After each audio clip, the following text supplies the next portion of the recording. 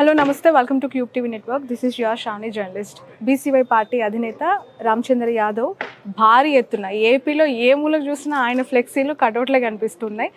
ఒక గర్జన భారీ ఎత్తున చేయబోతున్నారు. అది ఎవరిని గర్జించడానికి, ఎవరిని ఉద్దేశించడానికి వారి మాటల్లోనే అడిగి తెలుసుకుందాం. చాలా సువిశాలమైన ప్రాంగణంలో చాలా అద్భుతమైన ఏర్పాట్లు చేశారు. రామచంద్ర గారు నమస్తే అండి, బాగున్నారా?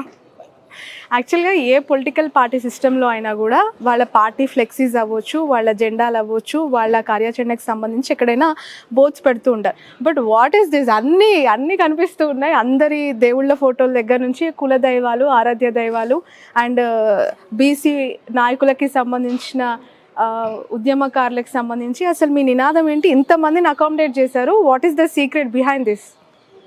ఇందులో సీక్రెట్ ఏం లేదమ్మా.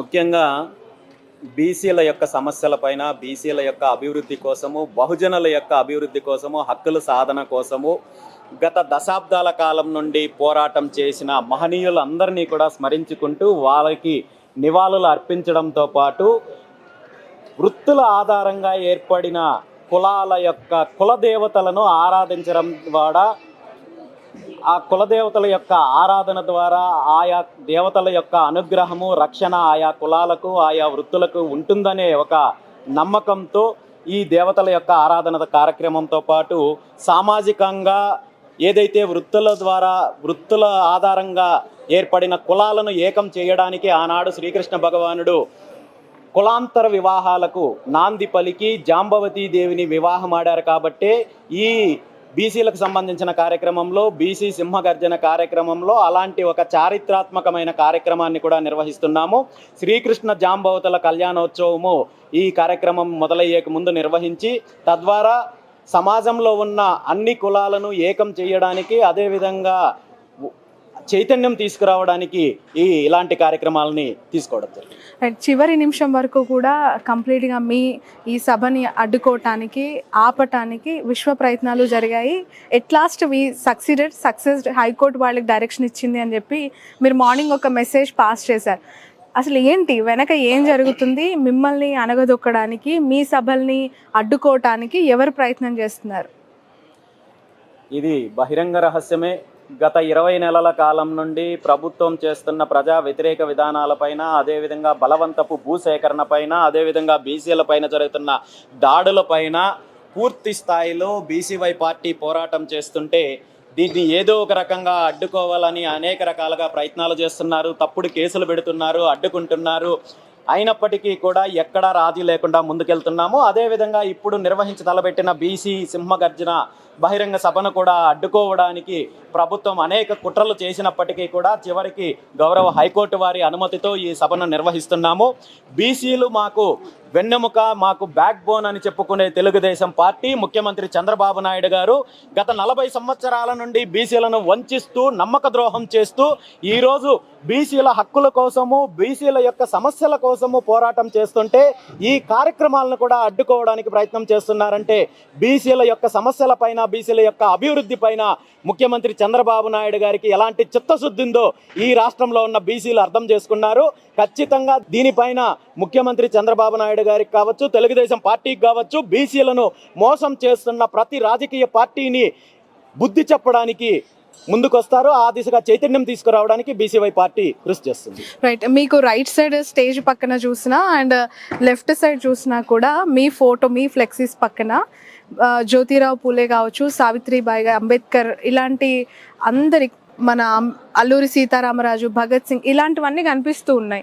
వేరే ఏ లీడర్ ఫోటో కూడా కనిపించట్లేదు. అంటే మీ స్ఫూర్తి కంప్లీట్గా వారి నుంచే ఉందా? మీ పార్టీ కార్యక్రమాలు, ప్రణాళికలన్నీ కూడా వారి అడుగుజాడల్లోనే కొనసాగబోతున్నాయా? ఖచ్చితంగా ఇక్కడ ఎవరెవరు మహనీయుల యొక్క కటౌట్లు కావచ్చు, వారి యొక్క ఫోటోలు కావచ్చు పెట్టామో, వీళ్ళందరూ కేవలము కటౌట్లు, ఫోటోలు మాత్రమే కాదు, సమాజానికి ఒక స్ఫూర్తినిచ్చిన మహనీయులు.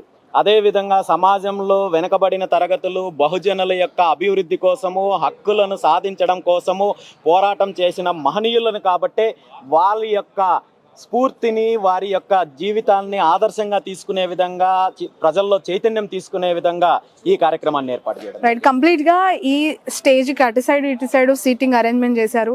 చాలా భారీ క్రౌడ్ పులింగ్ అవే అవకాశం అసలు మీ ఎక్స్పెక్టేషన్ ఏంటి, ఎంత ఫిగర్ టచ్ అవుతుంది, ఏ రాష్ట్రాల నుంచి మీరు ఇన్వైట్ చేస్తున్నారు ఎస్పెషల్లీ ఈ ప్రోగ్రామ్? ఎందుకంటే నాకు ఈ అరేంజ్మెంట్ చూసిన తర్వాత చాలా షాకింగ్ అనిపిస్తుంది. ఏ అధికార పార్టీయో ప్రతిపక్ష ప్రధాన పార్టీలో చేసేంత భారీ స్థాయిలో ఇప్పుడే మీరు ఇక్కడ అరేంజ్మెంట్స్ అన్ని చేస్తూ ఉన్నారు. బీసీ సింహగర్జన యొక్క ప్రధాన ఉద్దేశము ఏదో మేము సొంత బలం చూపించుకోవడమో, లేదంటే రాజకీయ పరమైన అంశమో, లేదంటే ఎన్నికల పరమైన అంశమో లాంటిది కాదు. ఇది పూర్తిగా బీసీల యొక్క సమస్యలు ఏవైతే ఉన్నాయో, డిమాండ్లు ఏవైతే ఉన్నాయో వాటిని నెరవేర్చుకోవడానికి, అదేవిధంగా భవిష్యత్తు ప్రణాళికను ప్రకటించడానికి ఏర్పాటు చేసిన కార్యక్రమము. ఈ కార్యక్రమము సంబంధించిన ఎజెండా పైన 2 తెలుగు రాష్ట్రాల్లో ఉన్న బీసీలలో చైతన్యం తీసుకురావడం జరిగింది. బీసీలలో ఈ అవగాహన కల్పించే కార్యక్రమం జరిగింది. ఖచ్చితమైన నంబర్ చెప్పలేకపోయినప్పటికీ కూడా 2 తెలుగు రాష్ట్రాలకు సంబంధించిన బీసీలు పెద్ద ఎత్తున ఈ కార్యక్రమంలో పాల్గొనడానికి సిద్ధంగా ముందుకొస్తున్నారు. అప్రాక్స్ ఒక ఫిగర్ ఏమైనా చెప్పగలుగుతారా? ఎన్ని కుర్చీలు వేస్తారు అసలు ఇక్కడ? ఖచ్చితంగా అయితే చెప్పలేము, కానీ ఈ కార్యక్రమానికి స్వచ్ఛందంగా ముందుకు వచ్చి భవిష్యత్తు ఉద్యమంలో పాల్గొనడానికి 2 తెలుగు రాష్ట్రాల నుండి, అన్ని ప్రాంతాల నుండి భారీ ఎత్తున ప్రజలు హాజరవుతున్నారు. వారికి కావాల్సిన ఏర్పాట్లన్నీ కూడా ఇక్కడ పూర్తి స్థాయిలో ఎవరికి ఎటువంటి ఇబ్బంది లేకుండా ఏర్పాట్లు చేయడం జరిగింది. అందులో ఏమాత్రం అనుమానం లేదు. Right, thank you so much అండి. మరికొంత సమయం మీ నుంచి తీసుకుంటాను, ఎందుకంటే కంప్లీట్గా అసలు మీ పార్టీ స్ట్రక్చరు అండ్ మీ ఇంప్లిమెంటేషన్స్ ఏ విధంగా కార్యాచరణ ఉండబోతుంది అనేక విషయాలపైన నేను మీతో మాట్లాడాలనుకుంటున్నాను. ఈ స్టేజ్ దగ్గర వరకే నేను ఈ కాన్సెప్ట్లో ఇంటర్వ్యూ తీసుకున్నాను. Thanks a lot.